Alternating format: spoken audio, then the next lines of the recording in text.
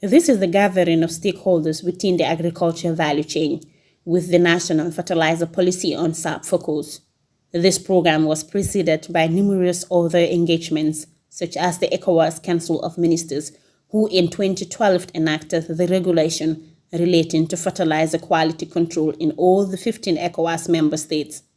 And later in 2019, during the third edition of West Africa Fertilizer Forum in Togo, it was agreed for all member states to formulate stand-alone fertilizer policy to support implementation. In the year 2019, IFDC organized a regional workshop in Conakry, comprising of few African countries, and the Gambia was not exceptional.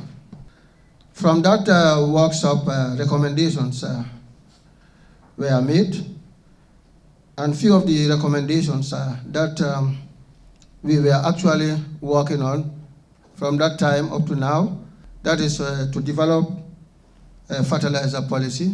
In that effort, the organization in the Gambia took the need to support the Department of Agriculture in creating an enabling environment for fertilizer subsector by developing policy instruments. FAO representative Dr. Mustafa Sise pointed out the need to increase fertilizer usage for sustainable development in agriculture, being the reason for FAO's commitment to support the effort. Fertilizer in agriculture is paramount to production and productivity, food security, and nutrition. This was why, when FAO was approached by the government to support a national fertilizer policy, there was no hesitancy.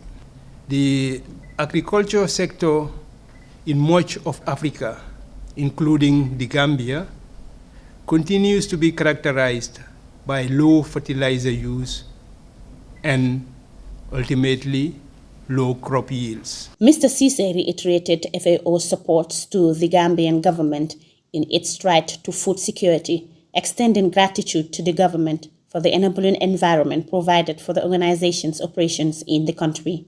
According to reports, over 60% of the Gambians depend on farming for their livelihood. Deputy Permanent Secretary Musa Homer from the Ministry of Agriculture said the fertilizer policy will serve as a working tool for the ministry to achieve food security for all and to ensure inclusive access to enough high-quality food to lead active, healthy lives. The development of a fertilizer policy is definitely overdue for the simple fact that Gambian soils continue to suffer from infertility and nutrient deficiencies, which is one of the major issues that is contributing to our low yields across all the crops, especially the field crops. This has been shown by a lot of surveys and a lot of studies that our yields are declining, especially during the past 10 years. So this policy is very important for the fact that it's going to guide us and set us a roadmap. The draft National Fertilizer Policy was reviewed by the Fertilizer Policy Formulation and Strategic Preparation Task Force established in September last year. Reporting for Jar Taste News, I am Dada Cham.